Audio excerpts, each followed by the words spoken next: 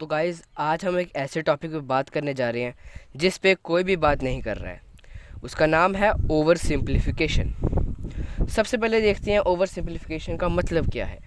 इसका मतलब है कोई भी चीज़ को आसानी से समझाना, पर इतनी आसानी से समझाना कि उसकी जो टेक्निकल डिटेल्स हैं उसको ही हम भूल जाते हैं।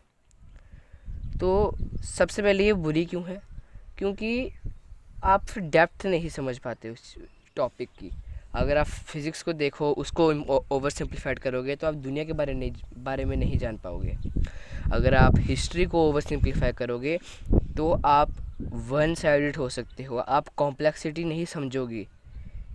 आप एक ही इंसान को राजा मान लोगे, या एक ही इंसान को एक ही इंसान को विलन मान लोगे, जो कि अनहेल्दी है।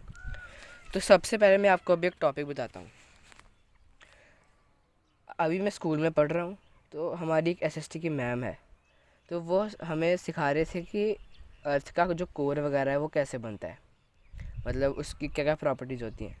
तो उन्होंने बोला कि जो कोर है उसमें आयरन होता है, निकल होता है।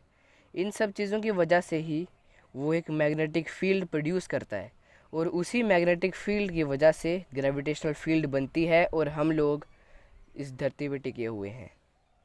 मतलब ये टेक्निकली इतना इनकरेक्ट था कि कोई मैम को टोक भी सकता था, लेकिन हमने चलो टोका नहीं।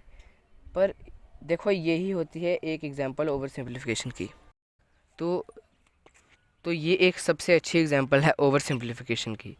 जब भी हम मैथमेटिक्स पढ़ते हैं, स्कूल में फ़िज़िक्स पढ़ते हैं, तो इन सब्जेक्ट्स को सिर्फ फार्मूलाज और लॉज के साथ एसोशिएट कर दिया गया है।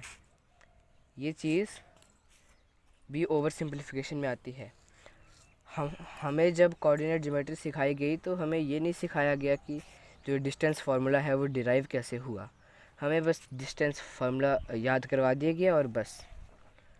तो यही मैं डिस्कस करना चाहता था आपसे कि ओवर सिंप्लीफिकेशन आप तो ना ही करें, और जो भी ऐसा करे उनसे दूर रहें।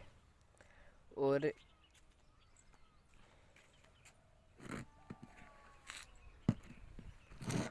तो अगर आप में से भी किसी ने ये ऐसी ही चीज़ फेस की है तो आप मुझे कमेंट्स में बता सकते हैं, जिससे सब लोगों को इसके बारे में जानकारी रहे।